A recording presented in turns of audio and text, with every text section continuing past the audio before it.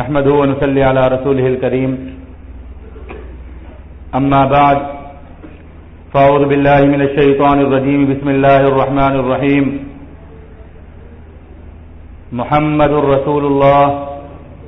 والذين معه أشداء على الكفار رحماء بينهم تراهم ركعا سجدا يبتغون فضلا من الله ورضوانا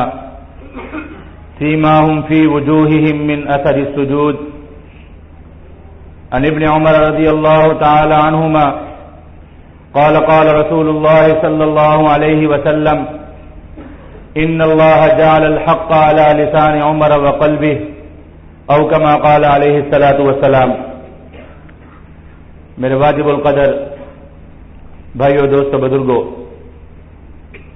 گزشتہ جمعۃ المبارک سے ہمارا موضوع سیدنا عمر فاروق رضی اللہ تعالی عنہ کی سیرت اور شہادت چل رہا تھا، اور گزشتہ نشست میں حضرت عمر فاروق رضی اللہ تعالی عنہ کے اسلام سے پہلے اور اسلام کے بعد نبی اکرم صلی اللہ علیہ وآلہ وسلم کی زندگی کے حالات کا تھوڑا سا خلاصہ عرض کیا تھا، اور ہماری بات یہاں تک پہنچی تھی کہ نبی اکرم صلی اللہ علیہ وآلہ وسلم کے دنیا سے تشریف لے جانے کے بعد سیدنا صدیق اکبر رضی اللہ تعالی عنہ کے دور خلافت میں سیدنا عمر فاروق رضی اللہ تعالی عنہ سیدنا ابو بکر صدیق رضی اللہ تعالی عنہ کے تمام معاملات میں معاون اور مددگار رہے اور ان کے مشیر خاص رہے۔ پھر جمادی الثانی سن 13 ہجری کے اواخر میں حضرت ابو بکر صدیق رضی اللہ تعالی عنہ بھی دنیا سے تشریف لے گئے، اور ان کے دنیا سے تشریف لے جانے کے بعد حضرت عمر فاروق رضی اللہ تعالی عنہ مسلمانوں کے خلیفہ راشد بنے اور منصب خلافت سنبھالا۔ مسلمانوں کے لیے حضرت عمر فاروق رضی اللہ تعالی عنہ کا دور خلافت ایک ایسا سنہرا دور تھا کہ جس کی نظیر نہ قیامت تک مل سکتی ہے نہ کبھی ملے گی۔ حضرت ابو بکر صدیق رضی اللہ تعالی عنہ کے بعد سیدنا عمر فاروق رضی اللہ تعالی عنہ نے سب سے پہلے حضرت ابو بکر صدیق نے جن مہمات کا آغاز کیا تھا ان کو مکمل کیا۔ حضرت ابو بکر صدیق کے زمانے میں عراق کی طرف مہم روانہ کی گئی تھی، اور یہی طریقہ کار تھا۔ جب نبی اکرم صلی اللہ علیہ وآلہ وسلم دنیا سے تشریف لے گئے تو آپ صلی اللہ علیہ وآلہ وسلم اسامہ بن زید رضی اللہ تعالیٰ عنہ کا لشکر تیار فرما کر گئے تھے جو روانگی کے لیے تیار تھا۔ حضرت ابو بکر صدیق رضی اللہ تعالیٰ عنہ منصب خلافت پر فائز ہوئے تو آپ نے سب سے پہلے حضرت اسامہ کے لشکر کو روانہ کیا تاکہ نبی اکرم صلی اللہ علیہ وآلہ وسلم کا تیار کیا ہوا لشکر واپس نہ آئے اور وہ اپنی مہم کی طرف روانہ ہو۔ جب سیدنا ابو بکر صدیق یہاں دنیا سے روانہ ہوئے، دنیا سے رخصت ہوئے، تو انہوں نے عراق کی مہم کا آغاز کیا تھا۔ حضرت عمر فاروق رضی اللہ تعالیٰ عنہ نے اس مہم کو جس کا آغاز کیا گیا تھا اس کو پایہ تکمیل تک پہنچایا اور عراق کی طرف لشکر کشی فرمائی۔ حضرت عمر فاروق رضی اللہ تعالیٰ عنہ کا پورا دور خلافت مسلمانوں کے لیے عظیم الشان فتوحات کا دور خلافت ہے۔ مسلمانوں نے بڑی بڑی فتوحات اس دور میں حاصل کی، اس لیے کہ ان کے امیر المومنین سیدنا عمر فاروق رضی اللہ تعالیٰ عنہ تھے۔ وہ سیدنا عمر فاروق رضی اللہ تعالیٰ عنہ کہ جو صاحب کرامت ہستی تھے، اللہ رب العزت کے ساتھ بڑا لاڈ والا ان کا معاملہ تھا۔ اللہ رب العزت سے جس بات کی فرمائش کیا کرتے تھے آسمانوں سے فیصلے ان کے حق میں ہو جایا کرتے تھے۔ حضرت عمر فاروق رضی اللہ تعالیٰ عنہ ایک مرتبہ ایران کی طرف لشکر روانہ فرمانے لگے۔ جب سیدنا عمر فاروق رضی اللہ تعالیٰ عنہ عراق سے فارغ ہوئے تو آپ نے ایران کے اندر قادسیہ کی جنگیں لڑی، قادسیہ کے بڑے بڑے مارکے ہوئے، یہ ایرانیوں کے خلاف تھے۔ اور ان واقعات سے پہلے 3 دن تک حضرت عمر فاروق رضی اللہ تعالیٰ عنہ مسلمانوں سے کہیں دور چلے گئے، مسلمانوں کی نظروں سے غائب ہو گئے۔ مسلمان پریشان تھے کہ امیر المومنین کہاں تشریف لے گئے ہیں۔ 3 دن بعد امیر المومنین تشریف لائے۔ ایمان والوں نے پوچھا کہ یا امیر المومنین آپ کہاں تشریف لے گئے تھے؟ 3 دن تک آپ نظر نہیں آئے۔ فرمانے لگے ایران کی طرف لشکر روانہ کرنے والا ہوں، تو میں اس لشکر کو روانہ کرنے سے پہلے گیا تھا، پہاڑوں کے پاس گیا۔ میں نے پہاڑوں سے کہا پہاڑوں سن لو، محمد عربی صلی اللہ علیہ وآلہ وسلم کا لشکر آنے والا ہے۔ تم یہ بتاؤ کہ اس لشکر کی کیا مدد کرو گے؟ فرمانے لگے پہاڑوں نے مجھ سے وعدہ کیا ہے کہ ہم اس لشکر کے لیے زمین کی طرح بچ جائیں گے کہ ان کو ہم پر چڑھنا مشکل نہیں ہوگا۔ پھر فرمانے لگے میں سمندروں کے پاس گیا، میں نے سمندروں سے کہا محمد عربی صلی اللہ علیہ وآلہ وسلم کا لشکر جیسے محمد آنے والا ہے، بتاؤ تم اس کے ساتھ کیا تعاون کرو گے؟ فرمانے لگے مجھے سمندروں نے کہا ہے کہ ہم محمد عربی کے لشکر کے لیے زمین کی طرح بچ جائیں گے، وہ ہم پر اپنے گھوڑے دوڑاتے ہوئے چلے جائیں۔ فرمانے لگے اب لشکر تیار کرو اور ایران پر چڑھائی کر دو، تمہارے لیے سمندر بھی بچ چکے ہیں، تمہارے لیے پہاڑ بھی بچ چکے ہیں۔ پھر روئے زمین نے وہ منظر دیکھا کہ سیدنا عمر فاروق رضی اللہ تعالیٰ عنہ کا لشکر پہاڑوں کے غرور کو اور سمندروں کے پانیوں کو چیرتا ہوا قادسیہ کے مقام تک پہنچا اور بڑے بڑے مارکے رونما ہوئے، ایران کی سلطنت بھی پارا پارا ہوئی۔ اس کے بعد حضرت عمر فاروق رضی اللہ تعالیٰ عنہ سن 15 ہجری میں سیدنا عمر فاروق رضی اللہ تعالیٰ عنہ نے شام کی سلطنت پر حملے کیے اور یرموک کی بڑی بڑی جنگیں ہوئی، اور ان جنگوں کے نتیجے میں شام کی سلطنت بھی ریزہ ریزہ ہو گئی، ختم ہو گئی مسلمانوں کے ہاتھوں سے۔ یہ یرموک کے جو مارکے تھے وہ بڑے خطرناک مارکے تھے، اس لیے کہ شام کے لاکھوں فوجی اپنے تحفظ اور دفاع اور مسلمانوں کو مٹانے کے لیے اپنے پاؤں میں بیڑیاں ڈال کر آئے تھے کہ میدان سے بھاگنے کا کوئی سوال ہی پیدا نہیں ہوگا۔ لاکھوں فوجیوں کے پاؤں میں بیڑیاں تھیں اور ان کے ساتھ ہزاروں پادری ان کے موجود تھے جنہوں نے ہاتھوں میں سلیبیں لی ہوئی تھی کہ اب ہم میدان سے نہیں ہٹیں گے، لیکن سامنے عمر فاروق رضی اللہ تعالیٰ عنہ کا لشکر تھا، ایمان والوں کی فوجیں تھی، بڑے بڑے مارکے ہوئے، لاکھوں شامی افراد قتل کر دیے گئے، لاکھوں فوجی پسپا ہو گئے اور سلطنت شام بھی مسلمانوں کے ہاتھوں سے ریزہ ریزہ ہو گئی، اور اس انداز میں ریزہ ریزہ ہوئی کہ شام کا حکمران قیصر روم وہاں سے بھاگ کر قسطنطنیہ میں جا کر بیٹھا اور وہاں پر فرار ہو گیا وہاں سے۔ اس طرح مسلمانوں شام کے علاقے بھی مسلمانوں کے ہاتھوں فتح ہو گئے، اس لیے کہ سیدنا عمر فاروق رضی اللہ تعالیٰ عنہ کا حکم فضاؤں پر بھی چلتا تھا، ہواؤں پر بھی چلتا تھا۔ ایک مرتبہ سیدنا عمر فاروق رضی اللہ تعالیٰ عنہ مسجد نبوی شریف میں خطبہ ارشاد فرما رہے تھے، خطبہ دیتے دیتے فرمانے لگے یا ساریہ الجبل، اے ساریہ جبل کی طرف دیکھ، پہاڑ کی طرف دیکھ۔ یہ کہہ کر اپنا خطبہ آگے کر دیا، آگے خطبہ ارشاد فرمانے لگے۔ جب خطبے سے فارغ ہوئے صحابہ کرام نے پوچھا امیر المومنین آپ نے خطبے کے درمیان یہ کیا فرمایا تھا؟ فرمانے لگے جابیہ کے مقام پر مسلمانوں کا لشکر ساریہ کی قیادت میں، جن کے امیر حضرت ساریہ رضی اللہ تعالیٰ عنہ ہیں، ان کی قیادت میں مسلمانوں کا لشکر لڑ رہا تھا اور ان کے عقب سے پہاڑوں کی جانب سے ان پر حملہ ہونے والا تھا۔ میں نے دشمنوں کو دیکھ کر ہوا میں یہ آواز لگائی کہ اے ساریہ پہاڑ کی طرف دیکھ۔ اللہ رب العزت نے ہواؤں کے ذریعے سے میری آواز ان تک پہنچائی اور مسلمانوں کو اس دشمن سے محفوظ فرمایا۔ جب ساریہ کا لشکر کے ساتھ کچھ مسلمان ملے، انہوں نے جا کر پوچھا تو انہوں نے فرمایا ہاں ہم اس طرح لڑ رہے تھے میدان میں اور ہمارے عقب سے دشمن آنے والا تھا کہ ہمیں فضاؤں میں امیر المومنین کی آواز سنائی دی اور ہم پہاڑ کی طرف متوجہ ہو گئے اور اللہ رب العزت نے ہمیں دشمن سے نجات عطا فرمائی، دشمن سے ہمارا تحفظ فرمایا۔ تو اس طرح سن 16 ہجری میں حضرت عمر فاروق رضی اللہ تعالیٰ عنہ کے لشکروں نے بیت المقدس کا محاصرہ کیا، وہ بیت المقدس جس کو حضرت سلیمان علیہ السلام نے تعمیر فرمایا تھا اور اس پر مسلمانوں کا قبضہ نہیں ہوا تھا، مسلمانوں نے اس کا محاصرہ فرمایا، مسلمانوں کے لشکروں نے اس کا محاصرہ کیا، لیکن بیت المقدس فتح نہیں ہو رہا تھا۔ حضرت ابو عبیدہ بن جراح موجود تھے،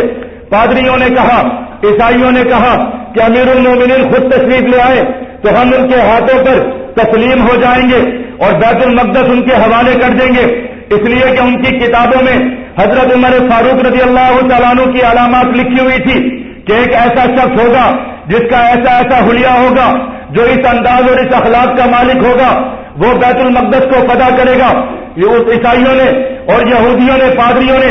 مسلمانوں سے کہا کہ اپنے امیر المومنین کو کہو کہ وہ آ کر ہم سے بیت المقدس لے لے، ہم ان میں علامات دیکھیں گے، اگر وہ وہی امیر المومنین ہیں تو ہم ان کے ہاتھوں پر تسلیم ہو جائیں گے، اگر وہ شخص نہیں ہے تو پھر سن لو روئے زمین پر سوائے ان کے کوئی بیت المقدس کو فتح نہیں کر سکتا۔ پھر ہمارے اور تمہارے درمیان جنگیں ہوں گی، ہم بیت المقدس کا تحفظ کریں گے اور ہم تمہارے آگے تسلیم نہیں ہوں گے۔ حضرت عمر فاروق رضی اللہ تعالیٰ عنہ کو اطلاع فرمائی گئی کہ آپ کے لیے یہ پیغام ہے، اور وہ یہ کہتے ہیں کہ آپ تشریف لے آئیں تو ہم بیت المقدس تسلیم کر لیں گے۔ سیدنا عمر فاروق رضی اللہ تعالیٰ عنہ بڑے صحابہ کرام سے مشورہ کرنے کے بعد مدینہ المنورہ میں سیدنا علی المرتضیٰ رضی اللہ تعالیٰ عنہ کو اپنا قائم مقام بنا کر اس انداز میں بیت المقدس کی طرف روانہ ہوئے کہ ایک اونٹ کی سواری اور ایک غلام اپنے ساتھ ہے۔ امیر المومنین کے سر پر جو امامہ مبارک ہے وہ بھی پھٹا ہوا ہے، پاؤں مبارک میں جو جوتے ہیں وہ بھی پھٹے ہوئے ہیں، اور جو قمیض زیب تن کی ہوئی ہے اس پر 12 پیمند لگے ہوئے ہیں، اور سفر کے یہ حالات ہیں کہ امیر المومنین اپنے غلام سے یہ کہتے ہیں کہ سن لو، اس سفر میں ہم 3 لوگ ہیں، ایک میں ہوں، ایک تم ہو، اور ایک یہ ہماری سواری ہے، اس لیے تینوں برابر برابر کا حق حاصل کریں گے، برابر طریقے سے سفر کریں گے۔ سفر کے 3 حصے ہوں گے، ایک حصے میں میں سواری پر سوار رہوں گا، ایک حصے پر تم سواری پر سوار رہو گے، اور ایک حصے میں یہ سواری ویسے چلے گی، ہم دونوں پیدل چلیں گے تاکہ اس سواری پر بھی مشقت نہ ہو۔ یہ امیر المومنین کا انصاف ہے۔ چلتے چلتے جب بیت المقدس کی سرزمین آتی ہے تو باری غلام کی آ جاتی ہے کہ غلام سواری پر سوار ہوگا اور امیر المومنین پیدل چلیں گے، سواری کے ساتھ ساتھ چلیں گے۔ غلام منتیں کرتا ہے، امیر المومنین سامنے دشمن ہے، ان پر روک ڈالنے کے لیے ضروری ہے کہ آپ سواری پر سوار ہو جائیں، لیکن امیر المومنین کہتے ہیں کہ نہیں، روب اللہ رب العزت کی طرف سے ہے، عزت اور ذلت کا مالک رب ہے، جب باری تیری ہے تو سوار ہوگا۔ دنیا نے دیکھا کہ امیر المومنین مسلمانوں کے خلیفہ راشد حضرت عمر فاروق رضی اللہ تعالیٰ عنہ جس وقت بیت المقدس کی سرحدوں پر دستک دے رہے تھے، اس وقت وہ اپنے قدموں پر تھے، وہ پیدل تھے، اور ان کی سواری پر ان کا غلام سوار تھا، اور سواری کی نکیل حضرت عمر فاروق کے ہاتھوں میں تھی، اور قمیض مبارک پر پیوند لگے ہوئے تھے۔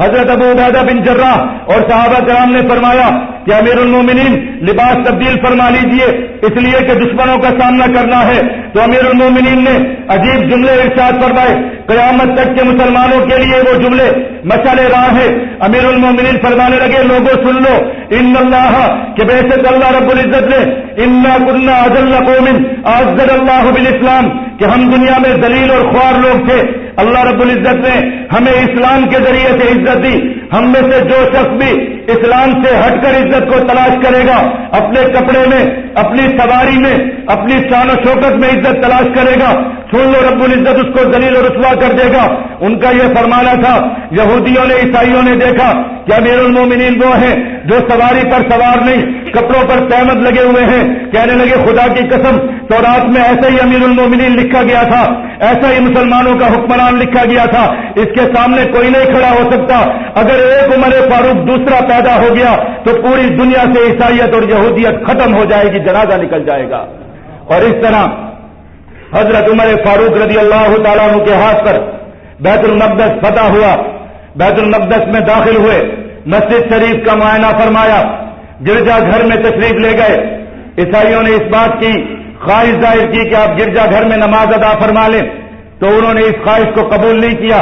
اور فرمایا کہ قیامت تک کے مسلمان اس بات کو حجت بنا لیں گے، اس لیے میں اپنی عبادت گاہ میں نماز ادا کروں گا۔ مسجد میں جا کر نماز ادا فرمائی اور بیت المقدس مسلمانوں کے حوالے کر کے واپس مدینہ المنورہ تشریف لے آئے۔ سیدنا عمر فاروق رضی اللہ تعالیٰ عنہ کا دور خلافت مسلمانوں کے لیے عدل و انصاف کا دور خلافت تھا۔ اتنا عدل و انصاف تھا کہ ہر انسان مسلمان ہو یا وہ ذمہ کافر ہو، اس کو امن تھا، اس کو عدل و انصاف میسر تھا۔ حضرت عمر فاروق رضی اللہ تعالیٰ عنہ نے مسلمانوں میں جو ذمہ کافر تھے، جو مسلمانوں سے امان لے کر رہتے تھے، ان کو بھی تحفظ دیا اور مسلمانوں کو ان کے حقوق باور کروائے اور مسلمانوں کو ان کے حقوق کا خیال رکھنے کی تاکید فرمائی۔ ایک مرتبہ سیدنا عمر فاروق رضی اللہ تعالیٰ عنہ کے دور خلافت میں مدینہ المنورہ میں مچھر آ گئے۔ مچھروں کو دیکھا تو حضرت عمر فاروق رضی اللہ تعالیٰ عنہ پریشان ہو گئے اور فرمانے لگے، یہ مچھر ایسے نہیں آئے، تحقیق کرو زمین پر کوئی ظلم ہوا ہے، کوئی ناانصافی ہوئی ہے، ورنہ اس مچھر کی یہ ضرورت نہیں کہ وہ مدینہ المنورہ میں آ جائے۔ جب تحقیق کی گئی تو مدینہ المنورہ کی سرحدوں پر، مسلمانوں کے بارڈروں پر ایک ذمی بچے کو قتل کیا گیا تھا. حضرت عمر فاروق رضی اللہ تعالیٰ عنہ نے مسلمانوں کو حکم فرمایا کہ جاؤ جا کر اس بچے کی دیت ادا کر کر آؤ. ان ذمیوں کو جب دیت دی گئی تو مدینہ المنورہ سے مچھر ختم ہو گئے, واپس چلے گئے. یہ سیدنا عمر فاروق رضی اللہ تعالیٰ عنہ کا دور خلافت تھا, اس لیے کہ مدینہ منورہ کی گلیوں میں پھرا کرتے تھے, گھوما کرتے تھے, دیکھا کرتے تھے کہ کون گھر میں پیاسا ہے, کس کے گھر میں بھوک ہے. سن 17 ہجری میں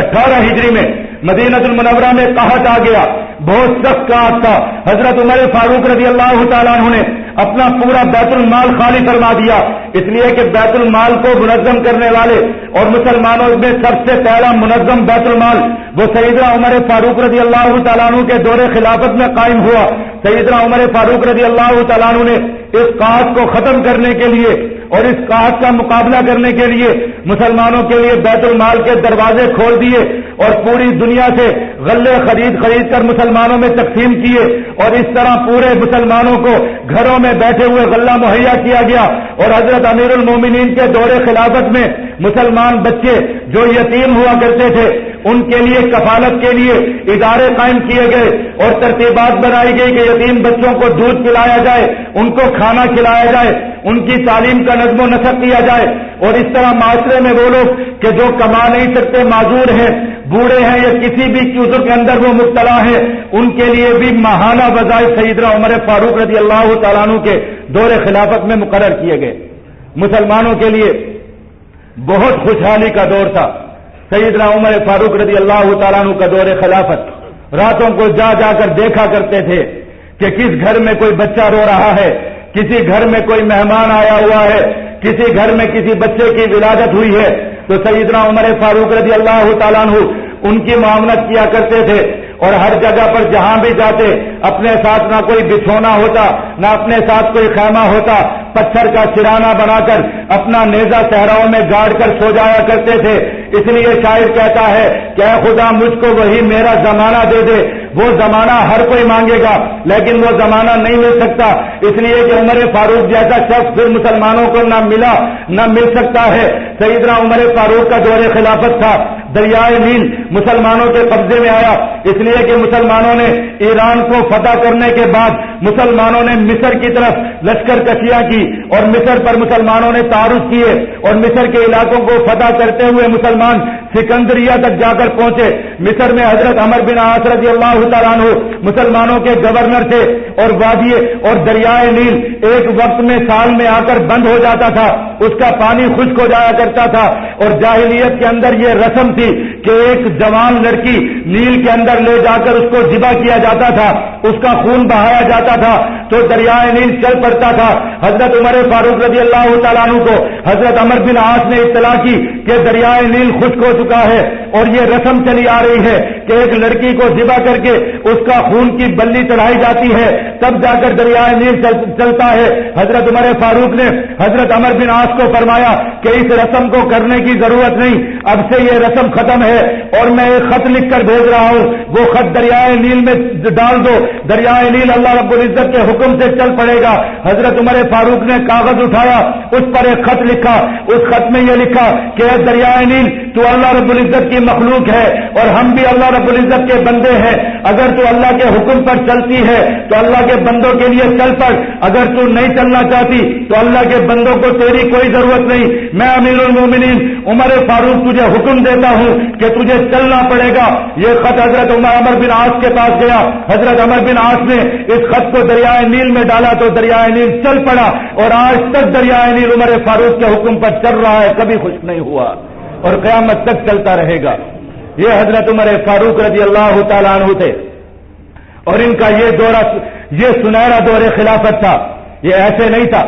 کہ ساریہ فتح ہوا 22 لاکھ مربع میل پر حضرت عمر فاروق رضی اللہ تعالیٰ عنہ کے دور خلافت میں اسلامی جھنڈے لہرائے گئے اور اسلام کا عدل و انصاف قائم ہوا.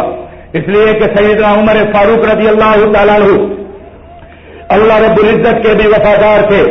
اللہ کے نبی کے بھی وفادار تھے. اللہ کے نبی کے ساتھ, نبی اکرم صلی اللہ علیہ وآلہ وسلم کے ساتھ سیدنا عمر فاروق رضی اللہ تعالیٰ عنہ کا کیسا عشق تھا کہ نبی اکرم صلی اللہ علیہ وآلہ وسلم کے ایسے عاشق تھے کہ آپ صلی اللہ علیہ وآلہ وسلم کی رات کی تاریکیوں میں پہرے دیا کرتے تھے. آپ صلی اللہ علیہ وآلہ وسلم کے سفر و حضر میں آپ کے محافظ رہتے تھے. جس وقت نبی اکرم صلی اللہ علیہ وآلہ وسلم دنیا سے تشریف لے گئے تو سیدنا عمر فاروق رضی اللہ تعالیٰ عنہ کے دل و دماغ پر ایسا اثر ہوا کہ اپنی تلوار نکال کر کھڑے ہو گئے اور کہنے لگے, لوگوں تم میں سے جس کی زبان پر یہ سنوں گا کہ نعوذ باللہ محمد عربی صلی اللہ علیہ وآلہ وسلم دنیا سے تشریف لے گئے ہیں تو اس کا سر تن سے جدا کر دوں گا, اس کی گردن اتار دوں گا. اللہ کے نبی اکرم صلی اللہ علیہ وآلہ وسلم کے عشق میں اتنے فدا تھے. پھر نبی اکرم صلی اللہ علیہ وآلہ وسلم جب دنیا سے تشریف لے کر چلے گئے تو سیدنا حسین اور سیدنا حسن رضی اللہ تعالیٰ عنہ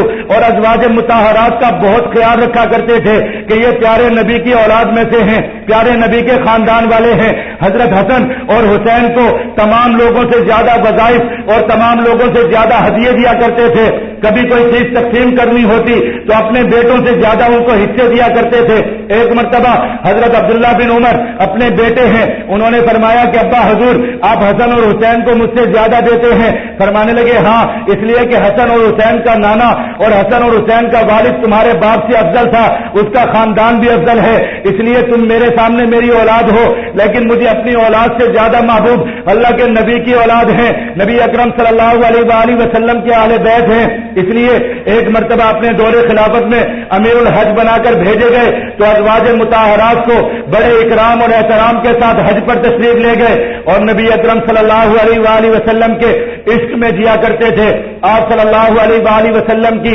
ایک ایک سنت کو اپنایا کرتے تھے. یہ حالت تھی کہ مدینہ المنورہ میں ایک جگہ سے گزرتے تھے تو وہاں پر جاتے جاتے ٹھوکر کھا کر گر جایا کرتے تھے. صحابہ کرام نے پوچھا, امیر المومنین نہ رات کی تاریکی ہوتی ہے نہ راستے میں کوئی ایسی چیز موجود ہوتی ہے کہ جس سے ٹکرا کر آپ ٹھوکر کھا جائیں, پھر آپ ایسا کیوں کرتے ہیں کہ جب بھی یہاں سے گزرتے ہیں ٹھوکر کھا کر گر جاتے ہیں؟ فرمانے لگے, ایک مرتبہ آقا مدنی صلی اللہ علیہ وآلہ وسلم کے ساتھ جا رہے تھے, یہیں سے گزرے تھے, رات کی تاریکی تھی, راستے میں ایک پتھر پڑا ہوا تھا. میرے پیارے آقا مدنی صلی اللہ علیہ وآلہ وسلم کا پاؤں مبارک اس پتھر سے ٹکرایا تھا. آقا لڑکھڑا گئے تھے. عمر فاروق کی غیرت یہ گوارا نہیں کرتی کہ وہاں سے لڑکھڑائے بغیر اور وہاں پر گرے بغیر گزر جائے, اس لیے جب بھی عمر فاروق وہاں سے گزرے گا لڑکھڑا کر گزرے گا, وہاں سے گر کر گزرے گا. یہ اتباع سنت تھی نبی اکرم صلی اللہ علیہ وآلہ وسلم. لیکن اس سب کے باوجود کہ جس کے حکم پر ہوائیں پیغام لے کر جائیں, جس کے حکم پر دریاؤں کے پانی چل جائیں, جس کے حکم پر سمندر زمین کی طرح بک جائیں, اس امیر المومنین کی حالت یہ تھی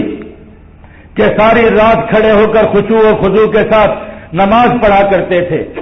نماز پڑھا کرتے تھے اور اللہ کے حضور رویا کرتے تھے. ساری رات نماز ادا فرماتے تھے اور جب فجر کی اذانیں ہوتی, فجر کی وقت ہوتا تو اٹھتے اور اپنے گھر والوں کو اٹھاتے, وَأْمُرْ أَهْلَكَ بِالصَّلَاةِ وَاسْتَبِرْ عَلَيْهَا. یہ قرآن پاک کی تلاوت فرماتے, قرآن پاک کی اس آیت کو تلاوت کرتے کہ اللہ رب العزت کا حکم ہے کہ اپنے بچوں کو, اپنے آل و عیال کو نماز کا حکم دیا کرو. اس آیت کو تلاوت فرماتے ہوئے اپنے گھر والوں کو نماز کے لیے اٹھاتے اور مسجد میں تشریف لے جاتے اور نماز پڑھتے ہوئے جب قرآن پاک کی کوئی ایسی آیات آ جاتی کہ جن میں جنت یا جہنم کا تذکرہ ہوتا تھا, اللہ کے عذاب کا تذکرہ ہوتا تھا, تو رو رو کر داڑھی تر ہو جایا کرتی تھی. حضرت حسن رضی اللہ تعالیٰ عنہ کی روایت ہے, فرماتے ہیں ایک مرتبہ امیر المومنین حضرت عمر فاروق رضی اللہ تعالیٰ عنہ نماز پڑھا رہے تھے اور نماز میں اس آیت پر پہنچے, ان عذاب ربک لواقع ما لہ من دافع, کہ اللہ رب العزت کا عذاب واقع ہونے والا ہے, اللہ رب العزت کے عذاب سے کوئی چیز بچانے والی نہیں ہے. جب اس آیت پر پہنچے تو رونے لگے, اتنا روئے کہ آنکھیں سوج گئی. اور پھر جب اس آیت پر پہنچے, وَإِذَا أُلْقُوا مِنْهَا مَكَانًا ضَيِّقًا مُقَرَّنِينَ دَعَوْا هُنَالِكَ ثُبُورًا, کہ لوگوں کو ایک تنگ مقام میں ڈال دیا جائے گا اور وہاں پر وہ چیخ و پکار کریں گے. تو اتنا رونے لگے کہ دیکھنے والوں کو یہ اندازہ ہونے لگا کہ شاید امیر المومنین کی روح قبض ہو جائے گی, امیر المومنین دنیا سے تشریف لے جائیں گے. یہ حالت ہو جایا کرتی تھی قرآن پاک کی آیات پڑھ کر اور جنت اور جہنم کا اور اللہ کے حساب کا تذکرہ سن کر. اس لیے کثرت کے ساتھ یہ فرمایا کرتے تھے کہ میں اللہ رب العزت سے یہ کہتا ہوں کہ ربا مجھے برابر سرابر میں بخش دینا, مجھے بس بخش دینا, مجھے عمر فاروق کو بخش دینا. آج ہم 2 سجدے کر لیں, رات کو 2 نمازیں پڑھ لیں، 7 دن تک اللہ اللہ کر لیں، تو ہم اللہ رب العزت پر اپنا حق سمجھ لیتے ہیں کہ اللہ نے ابھی آسمانوں سے ہم پر فرشتے کیوں نہیں اتار دیے، ابھی ہمارا روزی روٹی کا مسئلہ حل کیوں نہیں ہو گیا، ابھی ہمارے لیے آسمانوں سے آوازیں کیوں نہیں آئی، ہم نے تو تہجد کی نماز پڑھی تھی۔ اور یہ امیر المومنین ہیں، مسلمانوں کے درمیان عدل و انصاف کو قائم کرنے والے، لاکھوں مربع میل پر اسلامی جھنڈے لہرانے والے، ہواؤں پر اپنی حکومت کرنے والے، پانیوں پر عدل و انصاف قائم کرنے والے، جنگل کے درندوں کے ساتھ انصاف کرنے والے، روئے زمین کے کافروں کے ساتھ انصاف کا معاملہ کرنے والے، لیکن رب کے حضور رو رہے ہیں اور کہتے ہیں، امیر المومنین کہتے ہیں، سیدنا عمر فاروق فرماتے ہیں، کہتے ہیں اگر آسمانوں سے یہ آواز لگے کہ روئے زمین کے تمام لوگوں کی بخشش کر دی گئی ہے اور ان کے لیے جنت کے فیصلے کر دیے گئے ہیں سوائے اس شخص کے کہ اس کو جہنم میں ڈالا جائے گا، تو فرمانے لگے میں اللہ رب العزت سے ڈرتا ہوں، اللہ کے معاوضے سے ڈرتا ہوں کہ کہیں وہ ایک بدبخت شخص میں ہی نہ ہوں، اس لیے میں رب کے حضور روتا رہوں گا اور رب کو مناتا رہوں گا۔ اگر ایک شخص کو بھی روئے زمین پر عذاب دیا گیا تو ہو سکتا ہے کہ وہ عمر فاروق ہو۔ یہ عمر فاروق رضی اللہ تعالیٰ عنہ کا اللہ رب العزت کا خوف اور خشیت، اللہ کا ڈر، آج ہمیں رب کا ڈر نہیں ہے، آج ہم اللہ سے نہیں ڈرتے، اللہ کے سامنے اکڑتے ہیں۔ آج ساری برائیوں کی جڑ یہی چیز ہے کہ رب کی باتوں پر یقین نہیں آتا۔ یہ سیدنا عمر فاروق رضی اللہ تعالیٰ عنہ ہیں، راتوں کی تاریکیوں میں رو رہے ہیں کہ ربا بخش دینا، بس برابر کا معاملہ کر دینا۔ لوگوں نے کہا آپ نے تو کوئی ظلم نہیں کیا، آپ جیسا کون آئے گا جو اپنے دور خلافت میں یومیہ اپنے پورے خاندان کے لیے جو وظیفہ لیا کرتے تھے وہ یومیہ 2 درہم تھا، صرف 2 درہم وظیفہ لیا کرتے تھے۔ ایک مرتبہ بیمار ہو گئے تو حکیموں نے کہا کہ آپ کو علاج کے لیے شہد کھانا پڑے گا، شہد کو استعمال فرمائیے۔ مسلمانوں کے بیت المال میں شہد موجود تھا، مسلمانوں کی شورا نے فرمایا کہ آپ بیت المال سے شہد لے لیجیے اور اس کو استعمال فرمائیے۔ فرمانے لگے نہیں، میں اپنے رب کو اور قیامت کے دن نبی اکرم صلی اللہ علیہ وآلہ وسلم کو کیا منہ دکھاؤں گا کہ جو امانت مجھے دے کر گئے تھے میں اس میں سے میٹھا استعمال کرتا رہا، مسلمانوں کے کسی چیز پر میرا کوئی حق نہیں ہے سوائے اس کے جو میں کپڑے پہنتا ہوں اور ان کو بوسیدہ کر دیتا ہوں، اس لیے بیت المال سے صرف ایک جوڑا لیا کرتے تھے اور جب وہ جوڑا پھٹ کر ختم ہو جاتا تو اس کو بیت المال میں واپس کر کے دوسرا لیا کرتے تھے۔ یہ امیر المومنین سیدنا عمر فاروق رضی اللہ تعالیٰ عنہ کی زندگی تھی، مجاہدانہ زندگی تھی۔ اللہ رب العزت نے بڑی شان و شوکت اور بڑا جاہ و جلال دیا تھا۔ جب پیدل چلتے تھے تو اللہ رب العزت نے اتنا قد و قامت دیا تھا کہ ایسے لگتا تھا جیسے کوئی سوار شخص آ رہا ہے۔ ان کا حلیہ مبارک میں لکھا ہے کہ بہت دراز قد تھے، سینکڑوں لوگوں میں کھڑے ہوئے نمایاں نظر آیا کرتے تھے، اور ایسے بہترین گھڑ سوار تھے کہ گھوڑے کی پشت پر ایسے کھڑے سوار ہو جاتے تھے، کھڑے ہو کر بغیر کسی چیز پر سہارا لیے ایسے سوار ہو جایا کرتے تھے۔ اور مسلمانوں کے ان کے دور خلافت میں مسلمانوں کی جو منظم فوج بنی وہ سیدنا عمر فاروق رضی اللہ تعالیٰ عنہ کے دور خلافت میں بنی۔ فوج کا بہترین نظم و نسق بنا، بہترین فوج کے جبے بنائے، بہترین فوج کی چھاونیاں بنائی اور بہترین فوج کو تربیت دی اور تربیت کا نظام بنایا۔ سیدنا عمر فاروق رضی اللہ تعالیٰ عنہ کے دور میں ایسی زبردست فوج تھی مسلمانوں کی کہ روم و فارس کے جو بہادر لوگ ہوا کرتے تھے وہ مسلمانوں کی فوج میں آ کر شامل ہوا کرتے تھے، بہادری کو دیکھ کر اور نظم و نسق کو دیکھ کر۔ اور 4 چیزیں سیدنا عمر فاروق رضی اللہ تعالیٰ عنہ نے اپنی فوج کی تربیت میں لازمی کی تھی۔ نمبر 1 گھڑ سواری، یعنی گھوڑے پر بہترین سواری کرنا، یہ سیدنا عمر فاروق رضی اللہ تعالیٰ عنہ کی فوج کی ترجیحات میں شامل تھا۔ نمبر 2 تیراکی، نمبر 3 تیر چلانا، تیر اندازی، یہ لازمی تھی، اور چوتھا پیدل چلنا، ننگے پاؤں پیدل چلنا۔ ان 4 چیزوں کی تربیت اپنی فوج میں لازمی دیا کرتے تھے اور ان 4 چیزوں کو خود بھی اپنایا کرتے تھے، اس لیے اپنے زمانے کے بہترین تیر انداز بھی تھے، بہترین گھوڑا سوار بھی تھے، بہترین تیراک بھی تھے اور زبردست قسم کے پیدل کئی میل تک پیدل چلا کرتے تھے، صحراؤں میں سفر کیا کرتے تھے، پیدل سفر کیا کرتے تھے، جوتے اتار کر گرم ریت پر سفر کیا کرتے تھے، اس حالت کے اندر چلا کرتے تھے۔ یہ امیر المومنین کی ترجیحات میں تھی۔ اور گھوڑے پالا کرتے تھے۔ مسلمانوں کی فوج کے ہر حصے میں حضرت عمر فاروق رضی اللہ تعالیٰ عنہ کے دور خلافت میں 4000 یا اس سے زیادہ گھوڑے پالنا لازمی تھا، گھوڑے تیار کیا کرتے تھے، اور اس لیے اللہ رب العزت نے ان کے لیے فتوحات کے دروازے کھولے، اور یہ تمام علاقے جو کہ میں نے جن کا تھوڑا سا خلاصہ آپ کے سامنے عرض کیا، سیدنا عمر فاروق رضی اللہ تعالیٰ عنہ کے دور خلافت میں مسلمانوں کے جھنڈے تلے آئے اور مسلمانوں نے ان کو فتح کیا۔ حضرت امیر المومنین بڑے مجاہد تھے، اور ہر مجاہد کی یہ خواہش ہوتی ہے کہ وہ رب کے راستے میں، اللہ کے راستے میں شہید کیا جائے۔ نبی اکرم صلی اللہ علیہ وآلہ وسلم میدانوں کے شاہ سوار تھے، اللہ کے نبی بہادر تھے، نبی اکرم صلی اللہ علیہ وآلہ وسلم مجاہد تھے، اس لیے اللہ رب العزت سے شہادت مانگا کرتے تھے۔ لوجدت ان اقتل فی سبیل اللہ ثم احیا ثم اقتل ثم احیا ثم اقتل، ربا میں اس بات کی خواہش کرتا ہوں کہ آپ کے راستے میں قتل کیا جاؤں، پھر زندہ کیا جاؤں، پھر شہید کیا جاؤں، پھر زندہ کیا جاؤں، بار بار زندہ کیا جاؤں، بار بار شہید کیا جاؤں، اس لیے بار بار زندہ اور شہید کیا جاؤں تاکہ شہادت کا لطف اٹھا سکوں، شہادت کے مزے لے سکوں۔ شہادت کی موت مسلمانوں کو بڑی پیاری، شہادت کی موت بہادروں کو بڑی پیاری، شہادت کی موت صحابہ کو بڑی پیاری۔ سیدنا عمر فاروق رضی اللہ تعالیٰ عنہ بھی اللہ کے راستے کے مجاہد، اللہ سے محبت کرنے والے، نبی اکرم صلی اللہ علیہ وآلہ وسلم کے سچے عاشق، اللہ رب العزت سے دعا مانگتے ہیں، اللہم ارزقنی شہادتاً فی سبیلک، ربا مجھے اپنے راستے میں شہادت دینا۔ اور شہادت مانگتے بھی کیسے ہیں؟ روایات میں آتا ہے ایک مرتبہ رات کی تاریکی میں صحرا کے اندر تھے، صحرا کی ریت پر لیٹ گئے اور آسمان کی طرف چاند کو دیکھنے لگے۔ چاند کو دیکھا تو چاند بڑا اونچا نظر آیا، بلندی پہ نظر آیا، چمکتا دمکتا نظر آیا۔ پھر دیکھا کہ وہ چاند ڈھلتا جا رہا ہے، ایسا ایسا اس کی روشنی مدھم ہوتی جا رہی ہے۔ چاند کی یہ حالت دیکھ کر امیر المومنین کی آنکھوں میں آنسو آ گئے، رب کو پکار اٹھے، کہنے لگے ربا میری حالت بھی اسی چاند جیسی ہے کہ اس چاند کی طرح میں آسمانوں پر چمکا، میں زمین پر چمکا، رب نے مجھے مانگا، رب سے مجھے نبی نے مانگا، آپ رب نے مجھے نبی کو انعام کے طور پر دیا، اللہ رب العزت نے مجھے فتوحات دی، لیکن ربا اب کندھوں پر ذمہ داری کا بوجھ ہے، مسلمانوں کی خلافت ہے، علاقے ہیں، ان کا بوجھ ہے، اب میری کمر جھکتی جا رہی ہے، ربا اپنی زیارت نصیب فرما، مجھے وہ محل دے دے جس محل کو معراج کے دن نبی اکرم صلی اللہ علیہ وآلہ وسلم نے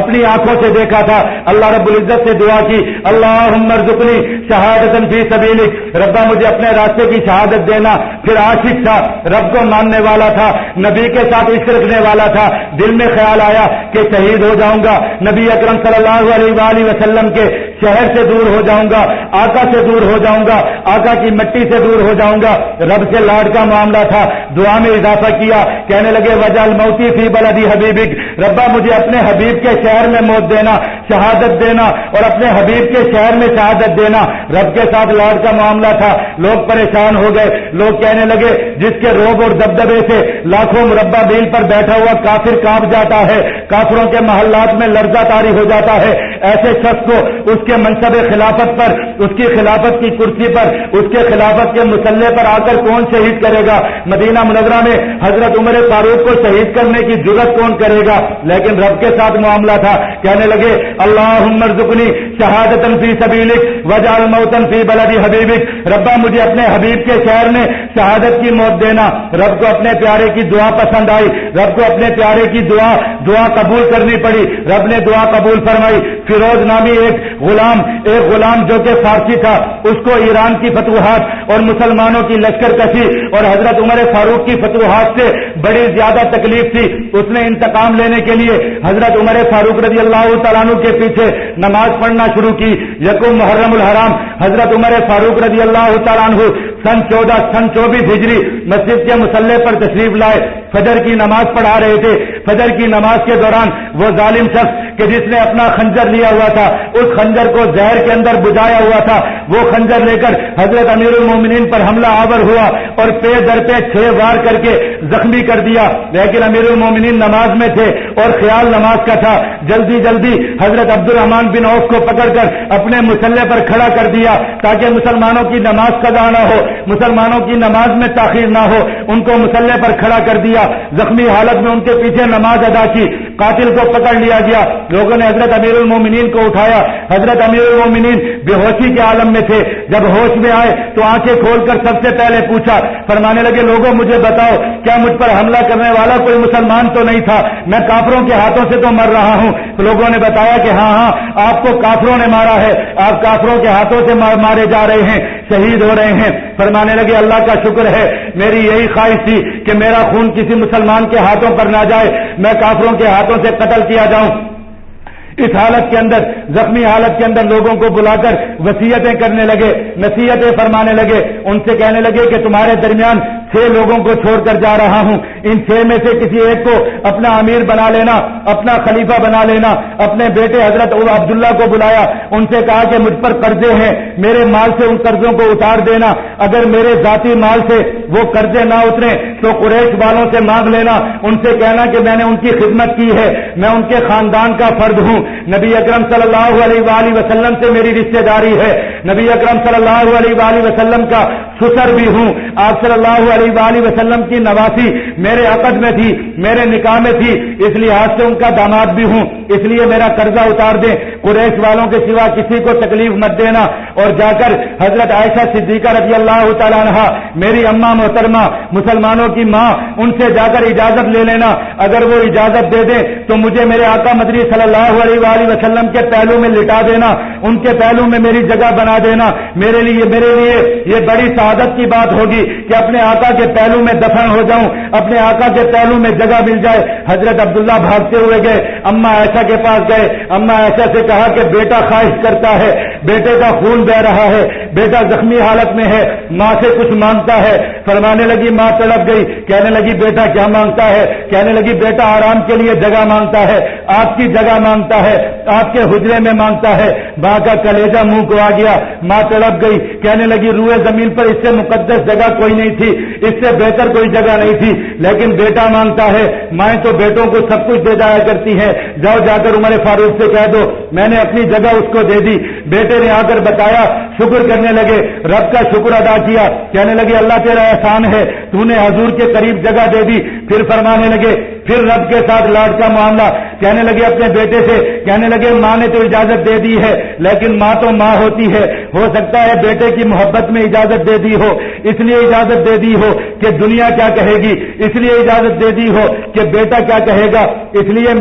میرے جسم کو آقا کے حضور لے جانا، جا کر قدموں میں رکھ دینا، اگر آقا کے روزے کی، آقا کی آرام گاہ کے دروازے کھل جائیں تو مجھے وہاں پر دفن کر دینا، اگر آقا سے اجازت نہ ملے تو مجھے واپس لا کر بقی میں لے جانا۔ یہ کہہ کر کلمہ طیبہ پڑھتے ہوئے مسلمانوں کا خلیفہ راشد 10 سال 6 ماہ 4 دن تک عدل و انصاف کے جھنڈے گاڑنے والا، مسلمانوں میں عدل و انصاف قائم کرنے والا عمر فاروق دنیا سے رخصت ہو گئے۔ سیدنا عمر فاروق کو ان کی وصیت کے مطابق آقا مدنی صلی اللہ علیہ وآلہ وسلم کے قدموں میں لے جا کر رکھا گیا، تو وہاں پر بھی انتظار ہو رہا تھا، روضہ اقدس کے دروازے کھل گئے کہ عمر تیرا انتظار ہو رہا ہے۔ سیدنا عمر فاروق کے لیے روضہ اقدس کے دروازے کھل گئے اور سیدنا عمر فاروق کو نبی اکرم صلی اللہ علیہ وآلہ وسلم کے پہلو مبارک میں یکم محرم الحرام سن 24 ہجری کو یہ ہفتے کے دن ان کو نبی اکرم صلی اللہ علیہ وآلہ وسلم کے